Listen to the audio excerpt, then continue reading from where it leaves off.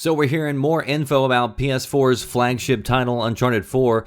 The other day I told you the multiplayer was going to be 900p so that they could be sure that they hit 60 frames per second when it comes to online play.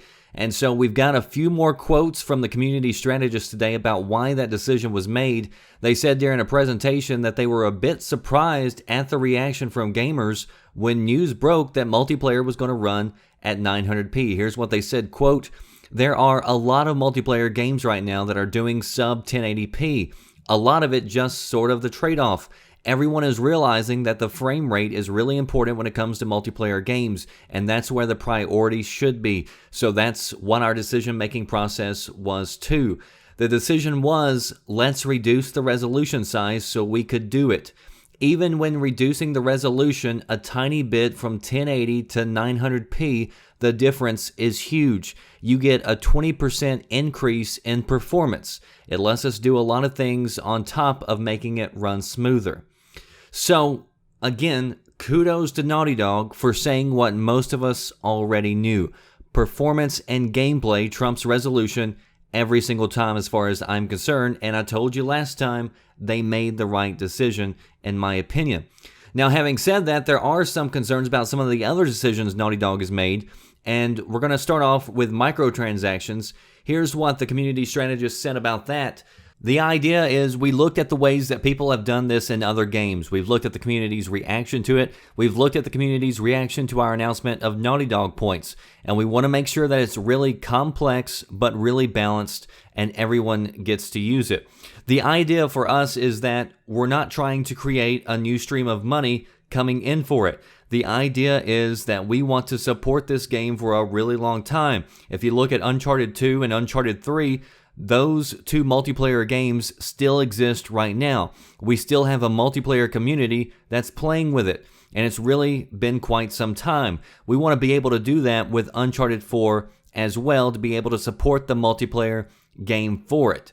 So what they're saying is that they need extra avenues of income to keep the games alive like past Uncharted games. And so this is a legitimate question. I don't know the answer to it, so I'm asking you to answer for me. Are there still map packs and content coming to Uncharted 2 and Uncharted 3 currently?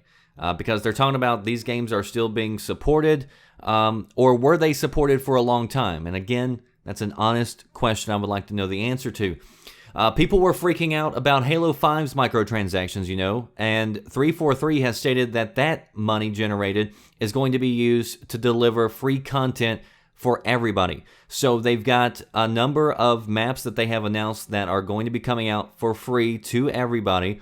And while a lot of people were upset about this decision before the game come out, I've put in several hours into the multiplayer, and I really don't see how microtransactions negatively impact this game at all. You rank up points so fast, there really isn't any need for people to spend money just unless you just really want to. And I told you before that I think a lot of this has to do with how they implement it, as far as I'm concerned. So I'm going to wait to pass judgment on Uncharted 4 until we actually see what's going on. But the final decision, I think, is by far the worst. And that is Naughty Dog has announced that Uncharted 4 is going to be using peer-to-peer and will not be using dedicated servers. They say, quote, "We don't have dedicated servers, so it reduces our cost to be able to maintain everything going on. So we're thinking of this virtual currency system as a way to basically treat this game as a service so that we can keep it going for a really long time." Well, no shit, it reduces cost. But how can you say that you want microtransactions, you want that income to invest money back into the game, and then in the next breath talking about how you're not investing money into the game and cutting corners when it comes to the online system? This is Sony's flagship title, and you're telling me that they can't invest in dedicated servers for the best possible experience? Wasn't the point of paying for PlayStation Plus was so that Sony could invest money back into their infrastructure to give us things like dedicated servers? And yet, we still don't have dedicated servers for one of their biggest exclusive titles that's not even out yet.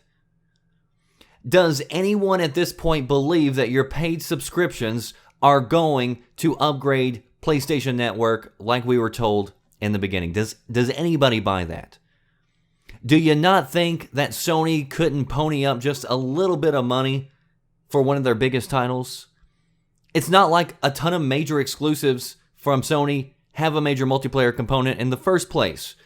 And again, there are plenty of PC games that you can get on, go buy right now, and you can play on dedicated servers, even though there is no subscription for you to play on PC. And I'm sure that some in the Defense Force will come in and say, well, this is a positive thing. This is so great that we're getting peer-to-peer servers because that means the multiplayer can stay up for a really long time, because those dedicated servers, eventually, they'll just get pulled down and you're not going to be able to play anymore. Okay. So feel free to bookmark this page and come back and post the day that Halo 5 servers go offline, and feel free to tell me I told you so.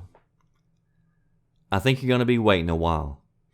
In the meantime, when it comes to this decision, how exactly is this for the players? Are you listening? Damn.